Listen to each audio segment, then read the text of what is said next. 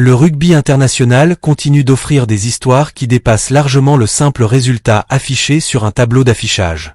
Derrière chaque victoire se cachent des semaines de préparation, des milliers d'heures d'entraînement, des sacrifices personnels et une volonté constante de progresser.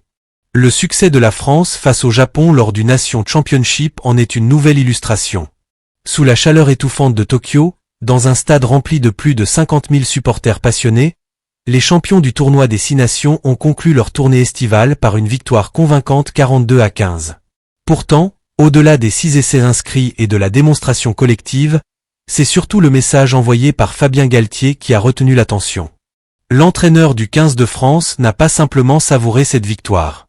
Il a expliqué que son groupe voulait encore davantage. Selon lui, cette équipe est devenue exigeante envers elle-même, au point d'être un peu gourmande. Une déclaration qui résume parfaitement l'état d'esprit actuel du rugby français, tourné vers l'excellence et animé par une ambition qui ne cesse de grandir. Après une longue saison de compétition nationale et internationale, beaucoup d'observateurs se demandaient si les joueurs français auraient encore suffisamment d'énergie pour terminer cette tournée de la meilleure manière. Les déplacements successifs vers la Nouvelle-Zélande, l'Australie puis le Japon représentaient un défi physique et mental considérable. Les kilomètres parcourus, le décalage horaire, les changements de climat et l'intensité des rencontres pouvaient facilement peser sur les organismes. Pourtant, dès les premières minutes de cette rencontre disputée au National Stadium de Tokyo, les Français ont affiché une intensité impressionnante. Leur envie de jouer, leur agressivité positive dans les phases de conquête et leur précision technique ont immédiatement donné le ton. Cette énergie a particulièrement satisfait Fabien Galthié, qui n'a pas caché sa fierté après le coup de sifflet final. En conférence de presse, Fabien Galthié a souligné que le plus beau succès de cette tournée n'était pas seulement le résultat obtenu face au Japon, mais également la manière dont son groupe avait répondu à toutes les difficultés rencontrées pendant plusieurs semaines. Selon lui, les joueurs ont démontré un engagement exceptionnel du premier au dernier jour. Ils ont accepté les contraintes liées au long voyage, aux entraînements exigeants et aux conditions climatiques parfois très difficiles. Pour le sélectionneur français, cette implication quotidienne a été récompensée par une performance collective particulièrement aboutie.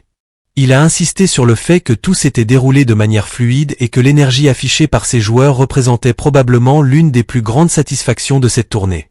Le contexte dans lequel cette rencontre s'est déroulée mérite également d'être rappelé. Au moment du coup d'envoi, la température atteignait environ 28 degrés avec un taux d'humidité très élevé. Ces conditions sont souvent redoutées par les équipes européennes, peu habituées à évoluer dans un environnement aussi lourd. Respirer devient plus difficile, les efforts paraissent plus longs et la récupération demande davantage de temps. Malgré cela, les Français ont réussi à maintenir un rythme élevé pendant 80 minutes.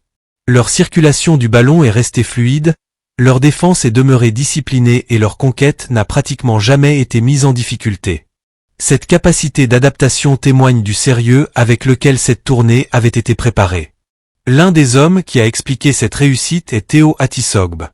L'ailier français a révélé que l'équipe avait volontairement reproduit les conditions climatiques du match tout au long de la semaine. Les joueurs avaient notamment décidé d'éteindre la climatisation dans leur chambre d'hôtel afin d'habituer progressivement leur organisme à la chaleur. Ils passaient également un maximum de temps à l'extérieur et programmaient leur séance d'entraînement exactement au même horaire que celui de la rencontre.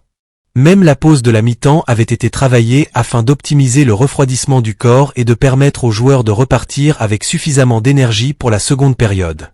Cette préparation minutieuse illustre parfaitement le niveau de professionnalisme atteint par cette génération française. Sur le terrain, la France n'a pas tardé à imposer son rythme.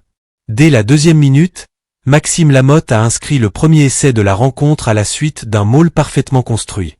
Cette action symbolisait déjà la domination française dans le secteur des avants. Les Bleus ont constamment avancé grâce à leur puissance collective et à leur excellente organisation. Chaque ballon porté mettait la défense japonaise sous pression, obligeant les locaux à multiplier les efforts pour limiter les dégâts. Le Japon, fidèle à son identité de jeu, n'a pourtant jamais abandonné. Les braves Blossoms ont répondu avec courage et beaucoup de vitesse. Kippei Ishida a offert une magnifique réaction à son équipe en profitant d'un espace pour accélérer et inscrire un essai qui a momentanément permis aux Japonais de prendre l'avantage. Pendant quelques instants, les supporters présents dans les tribunes ont retrouvé l'espoir de voir leur équipe rivaliser avec les champions d'Europe. L'enthousiasme du public a donné une ambiance exceptionnelle à cette rencontre, rappelant une nouvelle fois combien le rugby continue de progresser au Japon. Mais la réaction française fut immédiate. Mathieu Jalibert a rapidement repris les commandes du match grâce à toute sa créativité. Le demi d'ouverture a dirigé le jeu avec beaucoup de maturité, alternant les attaques au large, les coups de pied intelligents et les accélérations personnelles.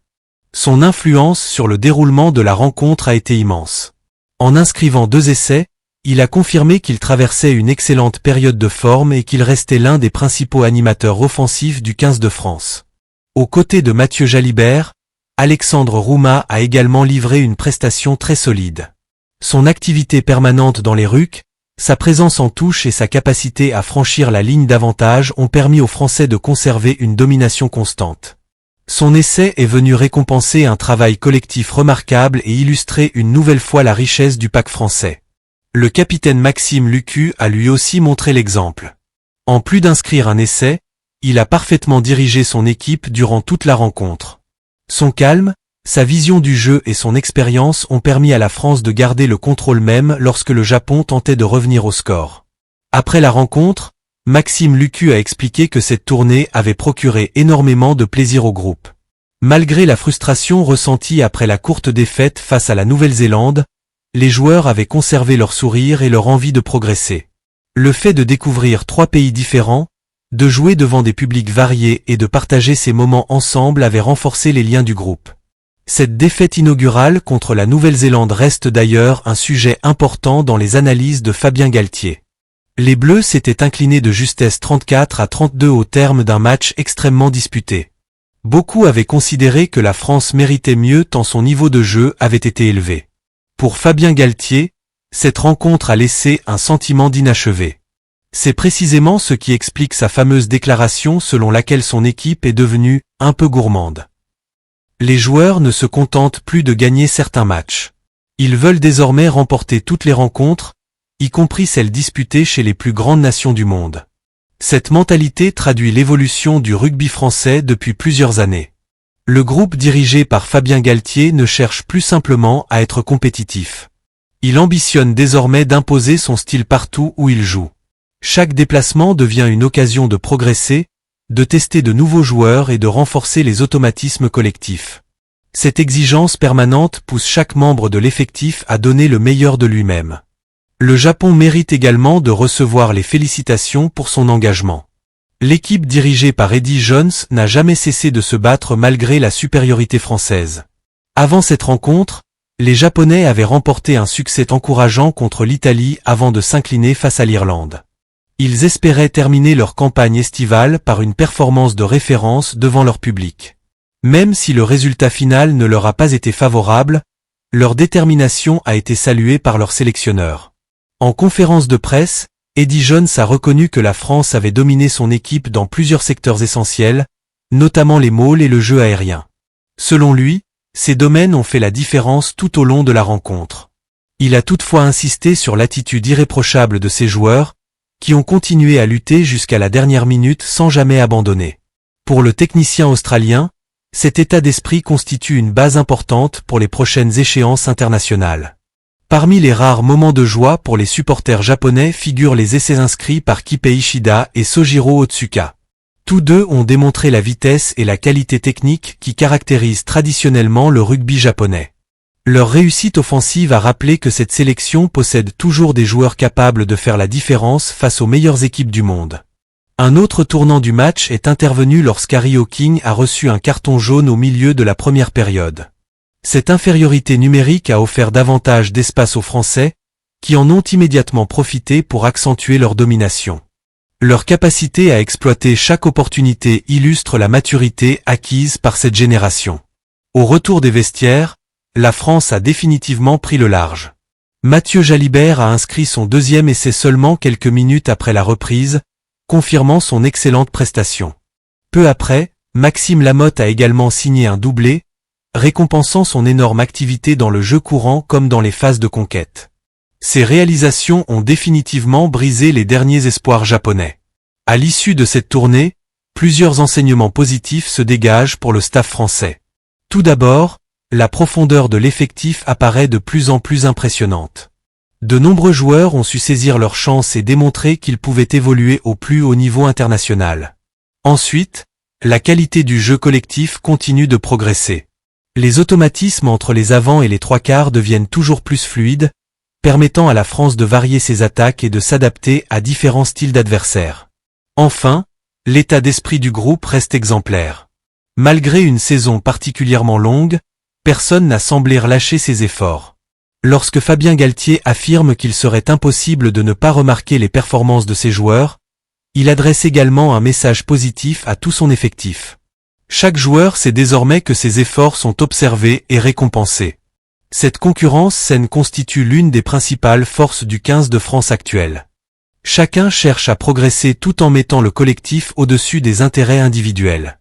Cette victoire 42-15 ne représente donc pas uniquement un succès supplémentaire dans les statistiques.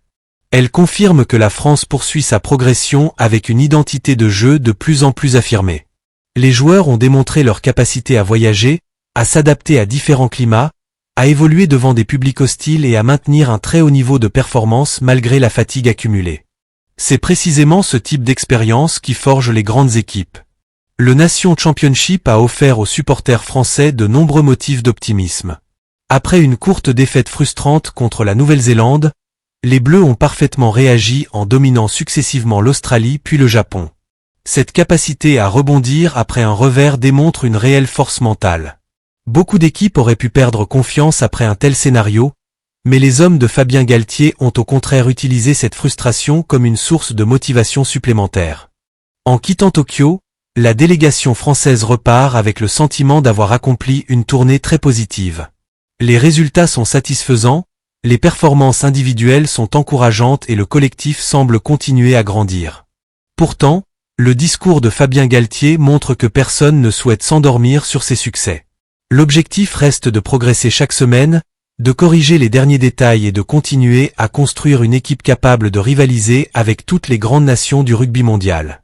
Cette exigence permanente constitue sans doute la meilleure nouvelle pour les supporters français. Une équipe qui gagne mais qui estime pouvoir encore faire mieux possède généralement un potentiel considérable. En déclarant que son groupe est un peu gourmand, Fabien Galtier résume parfaitement cette philosophie. Les Bleus ne veulent pas simplement collectionner les victoires. Ils souhaitent atteindre un niveau d'excellence qui leur permettra de rester durablement parmi les meilleures équipes du monde. Si cette tournée estivale a confirmé une chose, c'est bien que le 15 de France avance avec confiance, ambition et humilité. Les prochaines échéances seront encore plus exigeantes, mais les performances réalisées contre l'Australie puis contre le Japon montrent que cette équipe possède toutes les qualités nécessaires pour regarder l'avenir avec optimisme et continuer à écrire de nouvelles pages marquantes de son histoire.